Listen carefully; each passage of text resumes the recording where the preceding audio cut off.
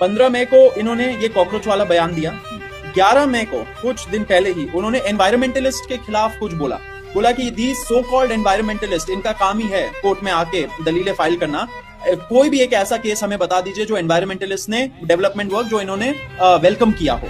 इनका ये स्टेटमेंट था। Again this shows a attitude, it shows a prejudiced mind against environmentalist. 29 जनवरी को ट्रेड यूनियंस के खिलाफ इन्होंने बोला था कि trade unions are responsible agents जिनके वजह से इंडस्ट्रियलाइजेशन नहीं हो रहा है हमारे देश में। इतना स्वीपिंग स्टेटमेंट दे देना, जबकि हमें पता है कि लेबर लॉस के साथ क्या खिलवाड़ हो रहा है, इन लेबरर्स का कंडीशन क्या होता है, कैसे एक्सप्लॉइट होते हैं। उसके बावजूद जो थोड़े बहुत यूनियंस बन जाते हैं, जो अपना अधिकार को असर्ट करते हैं, उनके खिलाफ बोल देना कि they are the agents, they are the biggest people जिनके वजह से देश की तरक्की नहीं हो रही। ऐसा उनका स्टेटमेंट था 29 जैन को। 2 दिसंबर को उन्होंने रोहिंग्या का कोई मैटर सुनते हुए बोला था कि रोहिंग्या लोगों को क्या हमें इंट्रूडर्स को वेलकम करना चाहिए। अब देखिए उनके सामने केस कितना सेंसिटिव था कि एलिगेशन था कि पुलिस वालों ने कुछ लोगों को उठा के पुश बैक कर दिया, फेंक दिया दूसरे देश के अंदर। तो ये सारे लीगैलिटी को ना समझ के उन्होंने एक ऐसा इनसेंसिटिव कमेंट दिया कि इंट्रूडर्स को हम लोग क्या वेलकम करेंगे।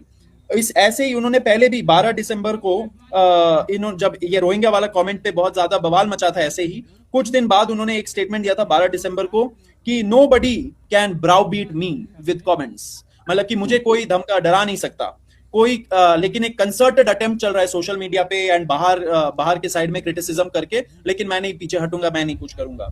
3 मार्च 2025 को उन्होंने जर्नलिस्ट लोगों के खिलाफ जिन्होंने ये जो बियर बाइसेप वाला केस चल रहा था उस टाइम पे, उस पे मैंने भी कुछ लिखा था कि फ्रीडम ऑफ स्पीच वगैरह के मामले पे उन्होंने कोर्ट में बोला, सबके सामने ओपन कोर्ट में, कि some brainless people are writing on free speech, we know how to handle them also। ये कोई भाषा है चीफ जस्टिस, कोई जज की, सुप्रीम कोर्ट के जज की। मई 2025 में भी उन्होंने महमूदाबाद वाला जो अशोका प्रोफेसर महमूदाबाद वाला केस था, उसमें भी उन्होंने बोला था we know how to handle them also.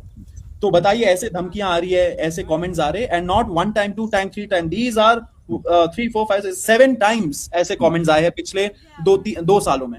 उसके पहले आप एक और चीज बता दूंगा, ये कुछ है राइट विंग के साइड में स्पेशली जो इस सरकार को शायद सपोर्ट करे। देखिए हमें कोई सरकार से लेना देना है नहीं, हमें है इंस्टीट्यूशन का क्या हो रहा है, सुप्रीम कोर्ट का क्या हो रहा है। क्या लोग उसी नजरों से, उसी रेस्पेक्ट के नजरों से सुप्रीम कोर्ट को देखेंगे जब उसका टॉप जज ऐसे कमेंट्स पास कर रहा है? नहीं।